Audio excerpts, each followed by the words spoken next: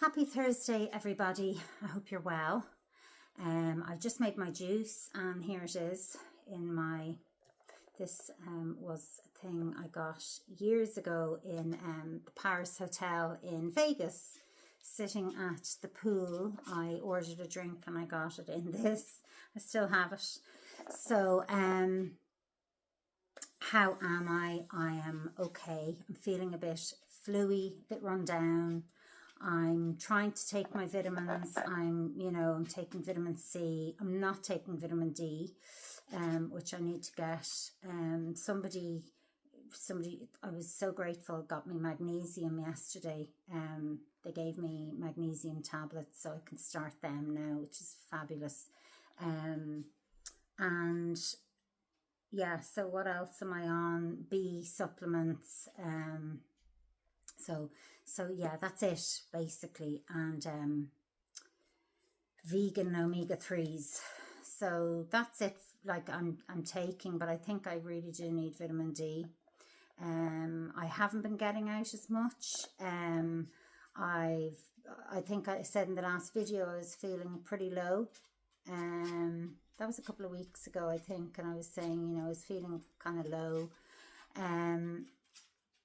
It's just the not knowing. It's just the not knowing. I'm waiting on my MRI results for my shoulder, under my shoulder and my chest. And I'm itchy like all the time here and here. And I saw an article recently, and that's just under the collarbone. And when I scratch, especially this one, and when I scratch and scratch and scratch, it kind of swells and gets red and hot. But I saw a kind of an article recently saying, now not in all cases, and I know that, but sometimes itching is a sign of cancer before you'll have any other signs. And it's funny because I thought back and thought my left breast was always itchy. I couldn't understand.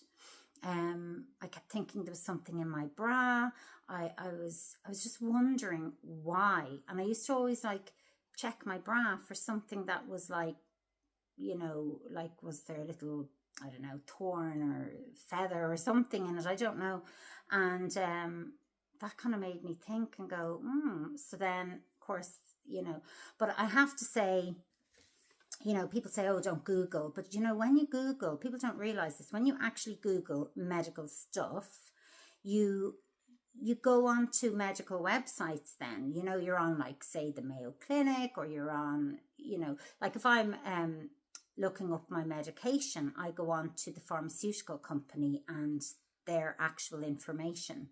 So, and when I get information, I read the paper inside. And the paper inside has told me that the medication I'm on at the moment can cause high blood pressure, loss of memory. I mean, I don't know if I'm really anxious again and really stressed again, but my memory's going.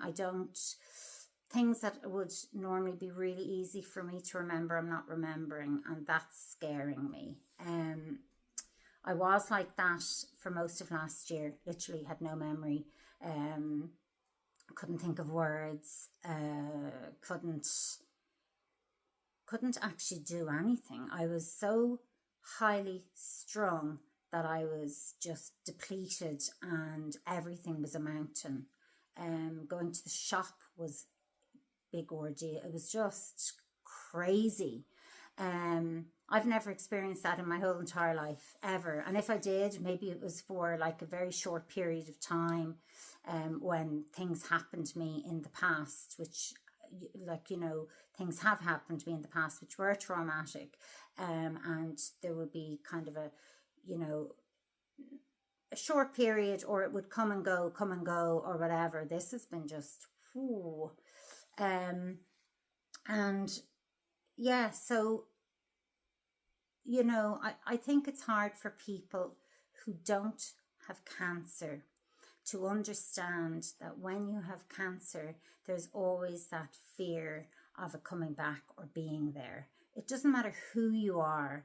And, I have lovely friends and lovely acquaintances and lovely people around me, and they will say things like, you have to be positive, and positive thinking brings about positive outcomes.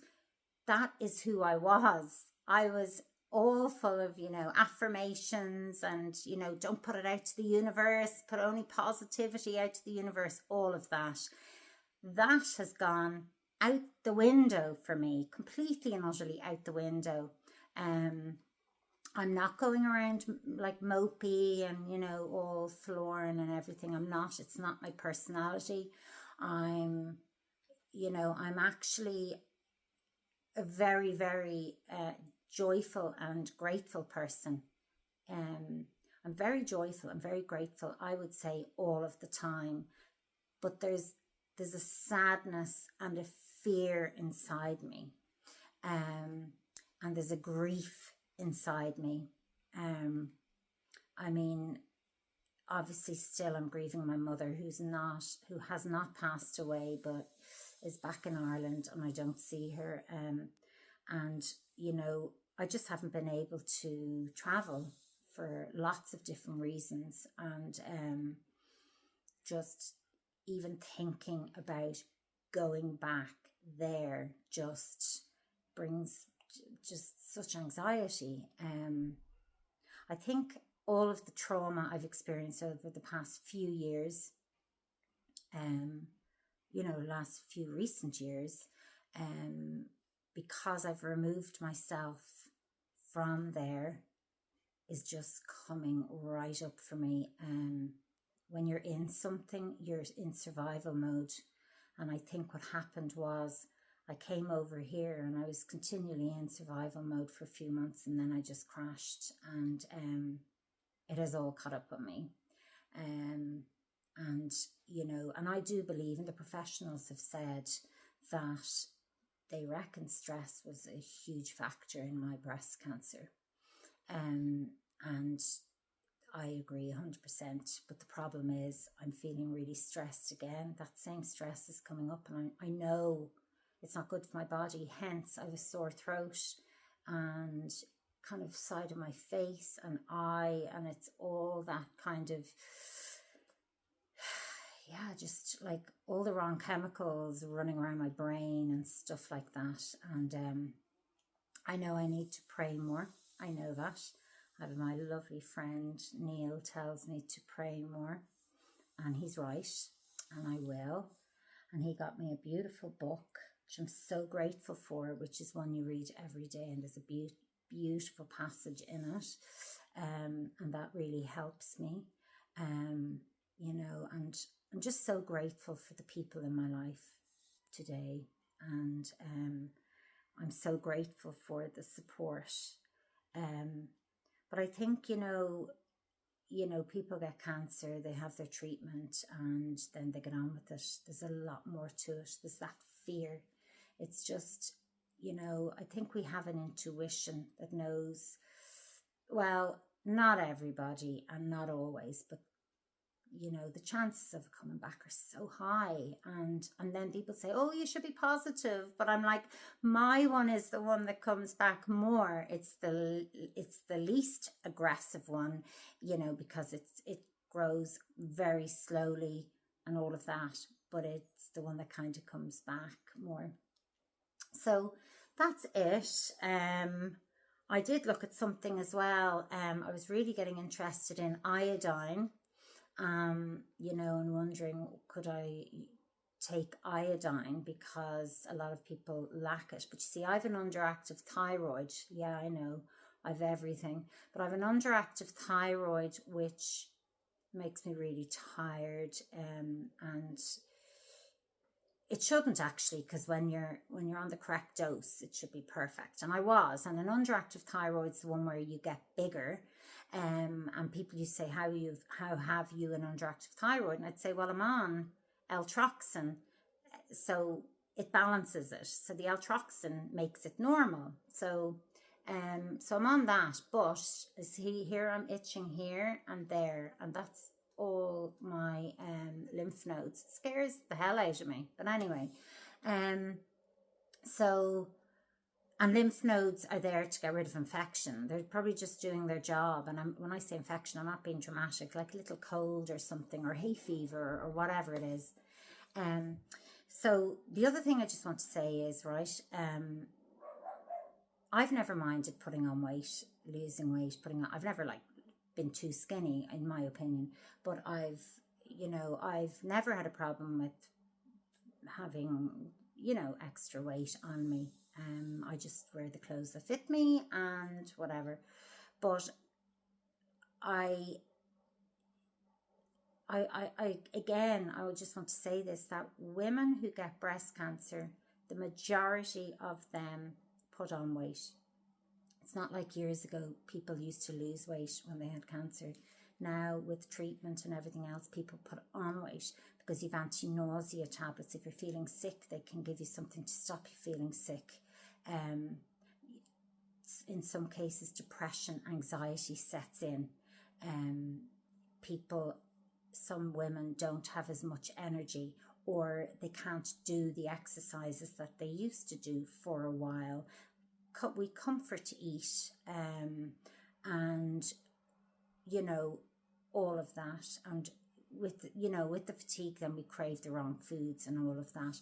So I've put on like over 2 stone, but it doesn't matter. Like, no matter what, I haven't tried to lose weight, but these tablets say that you do lose weight on them because you feel so sick you won't eat as much, and they give you this full feeling. Well, it did that for maybe a week, and then I went back to normal, and not even a pound. I didn't even lose a pound, And the other thing is, I'm not hungry at all. There's something weird that's happened to me as well, and it's probably just anxiety as well. I'm not hungry at all. No, not hungry. I'll have a coffee, and then bam, I'm starving, and I think I'm going to die of hunger, and I need food instantly. And that's been quite a while I've had that. That's been like months and months and months I've had that. So like, I'm feeling now hungry. So and it's funny, sometimes I think, oh my gosh, I haven't had breakfast or I haven't had lunch, and literally I just have had it and I'm starving again. Very weird. So I just want to say that's it, a little catch up. I'm doing okay. I will be going home to see my mum very, very soon. I am so looking forward to it.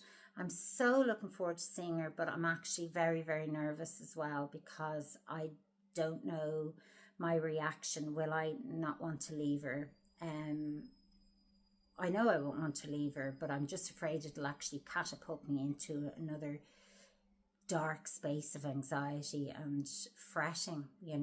It's just, that feeling when you wake up and for a second you forget and then you remember, and it's that, well, that's been my life since I've been here, because I'm realizing I'm not with my mum.